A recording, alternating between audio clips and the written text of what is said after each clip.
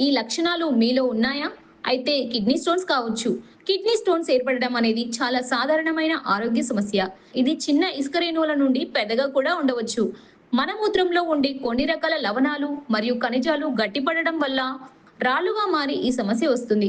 చాలా వరకు చిన్న రాళ్ళు ఎటువంటి లక్షణాలు చూపకుండానే మూత్రం ద్వారా బయటకు వెళ్ళిపోతాయి. కానీ ఒకవేళ ఇవి పెద్దగా మారినా లేదా మూత్రనాళంలో చిక్కుకుపోయినా తీవ్రమైన నొప్పిని కలిగిస్తాయి.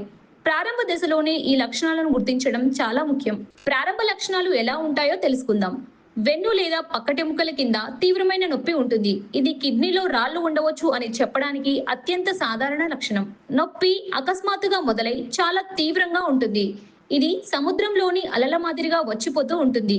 సాధారణంగా రాయి మూత్రనాళంలో కదులుతున్నప్పుడు, మూత్రం పోసేటప్పుడు, మూత్ర విసర్జన సమయంలో చాలా నొప్పిగా ఉంటుంది. దీన్ని యూరినరీ ట్రాక్ట్ ఇన్ఫెక్షన్ గా పిలుస్తారు. యూరిన్ లో కూడా మనం మార్పులు గమనించవచ్చు. రాయి మూత్రనాళంలో కదిలేటప్పుడు ఇది అంతర్గత మార్గాలను గాయం చేయవచ్చు. దాని వలన యూరిన్ లో రక్తం రావడం జరుగుతుంది. కొన్నిసార్లు మాత్రం గులాబీ రంగు లేదా ఎరుపు రంగు లేదా గోధుమ రంగులో ఉండవచ్చు. అయితే రాయి వల్ల ఇన్ఫెక్షన్ ఏర్పడితే యూరిన్ దుర్వాసనతో ఉంటుంది మరియు కిడ్నీలో రాయి మూత్రాశయానికి దగ్గరగా ఉన్నప్పుడు తరచుగా మూత్రం పోయాలనే కోరిక కూడా కలుగుతుంది.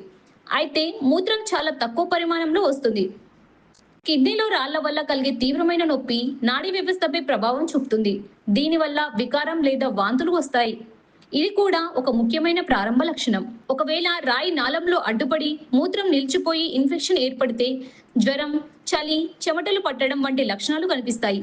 ఇలాంటి సమయంలో డాక్టర్ను సంప్రదించడం చాలా ముఖ్యం. ఈ లక్షణాలలో ఏవైనా కనిపించినట్లయితే వెంటనే డాక్టర్ని సంప్రదించాలి.